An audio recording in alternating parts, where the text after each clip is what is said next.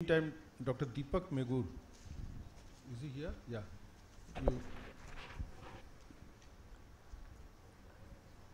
Good afternoon. You're on the other podium, Dr. Deepak. I'll be speaking on dropless cataract surgery.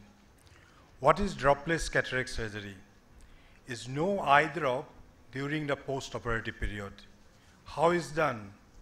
We inject transgenular injection of moxifloxacin and triamcinolone acetonide into the vitreous cavity. Why is necessary? It's the earliest rehabilitation one can assume, because putting eye drop is not a good thing always. It cuts costs, and most important, 50% of the cataract surgery patients, they have dry eye, and we can get rid of this accentuation of the dry eye by not putting any eye drop. So this is one small video where you can see that this patient is trying to put the eye drop into his eyes. His dexterity is very good, but at the last moment, he put the eye drop outside the eye over the lid. Look at the another patient.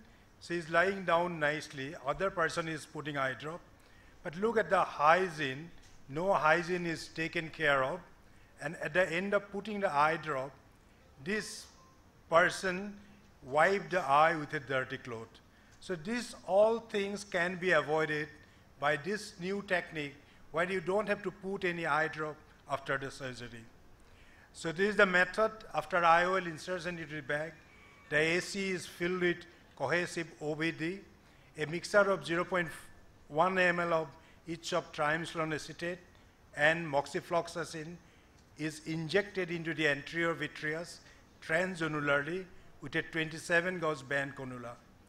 Bimanual irrigation and aspiration is done to remove the OVD and form the AC. So here is a series of cases. First, I am putting the IOL into the bag, normal procedure. Then I am putting OVD to create a space between the anterior lens capsule and the iris. Now I'm going in with the 27 gauge band cannula, and as soon as I reach the journals, I inject the requisite amount of triamcinolone acetonide and the moxifloxacin.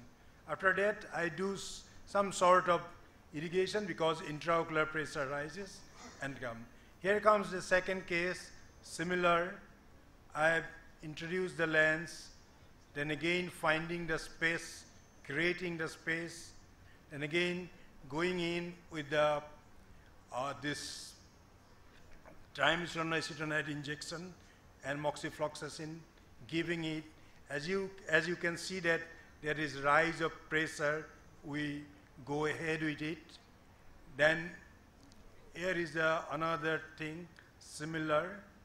We are injecting and also putting transgenular injection of things.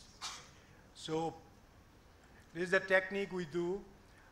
The aim of the study to evaluate the clinical outcome following intraoperative transgenular intravitreal injection of triamcinolone in patient undergoing phaco with IOL implantation. This is a prospective, non-randomized, non-comparative clinical interventional study. Study period is from February 27 to July 17. Setting is at Jorhat. Inclusion criteria: patients who come for cataract surgery were informed about the dropless cataract surgery, along with its pros and cons. Those who voluntarily give consent for the procedure were included in this study. Excluded with cases who have glaucoma or who have history of steroid responders. So these are the 60 cases. These are the male and female. Mean age is 61 years. And cataract density was mostly there, 4 and 4 plus, that is 22 cases. Preoperative vision was this amount. And these are the results. Postoperative vision, the 66%, 71% patients have 6/9 vision on day 1, and ultimately all have good vision. We followed the cases up to 90 days. Then cells were extremely rare because we have already given triamcinolone acetonide. So cells were either occasional or nil. Floaters is one concern because we inject it and definitely there will be spore floaters. So there were floaters in few cases. And the most beautiful thing was the post-operative results. The post-operative results were very good.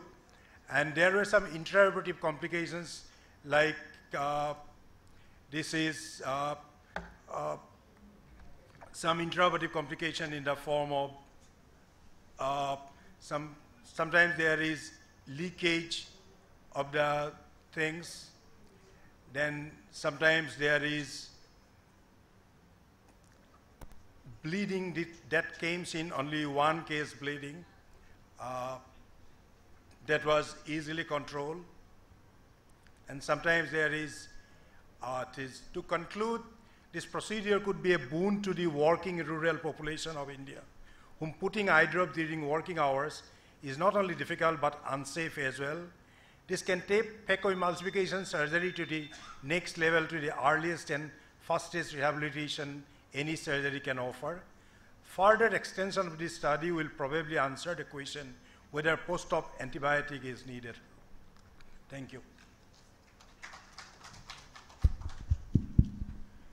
The present, our understanding is that after cataract surgery, the inflammation and cells are going on at least for 4 to 5 weeks.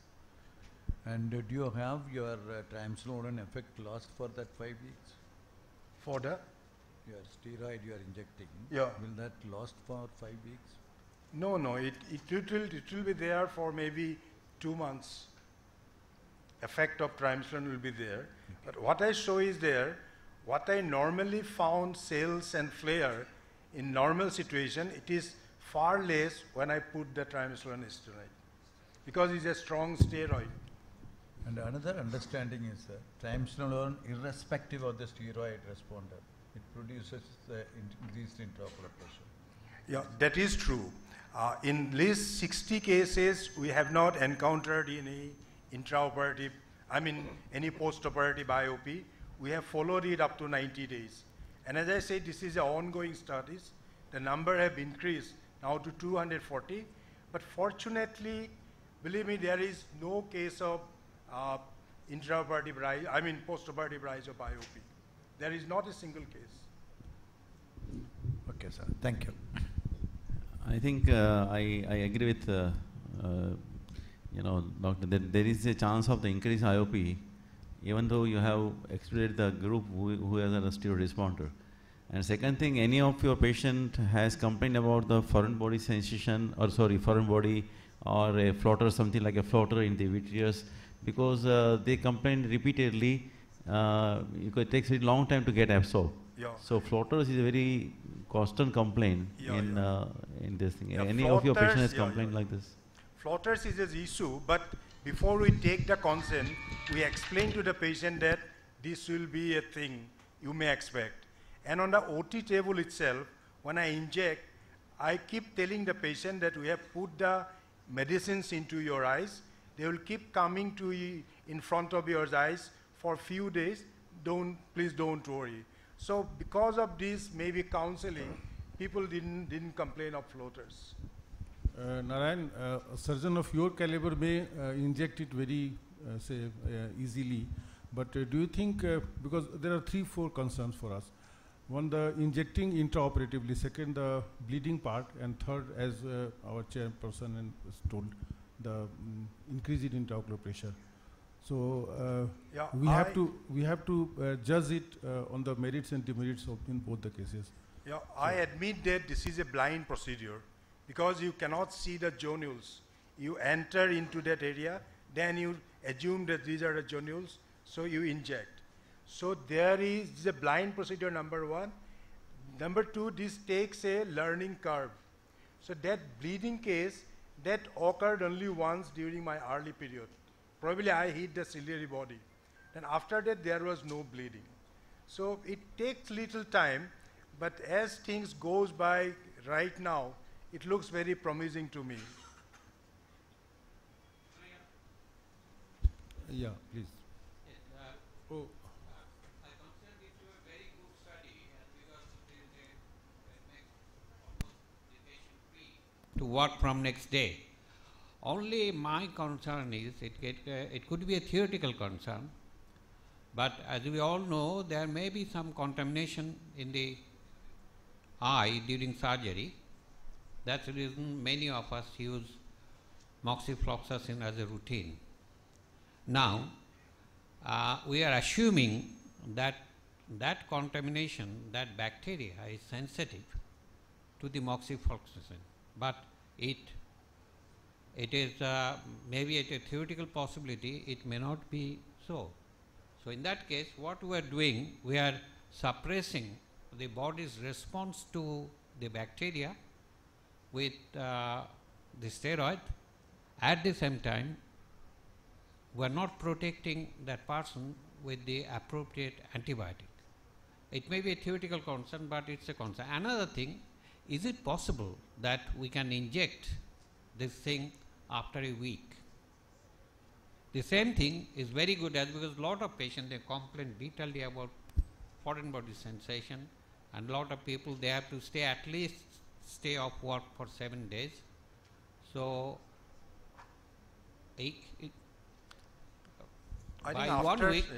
by 1 week we'll know whether the patient has got any serious contamination with bacteria.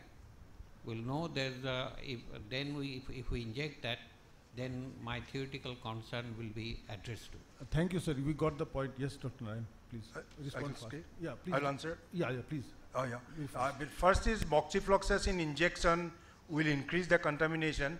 Now it has become a rule because Arvind has published a big paper on it, the efficacy of moxifloxacin, that is intracameral, and that has reduced rate of endophthalmitis. So that is proven. And number two, as you suggested, can we do it after a week?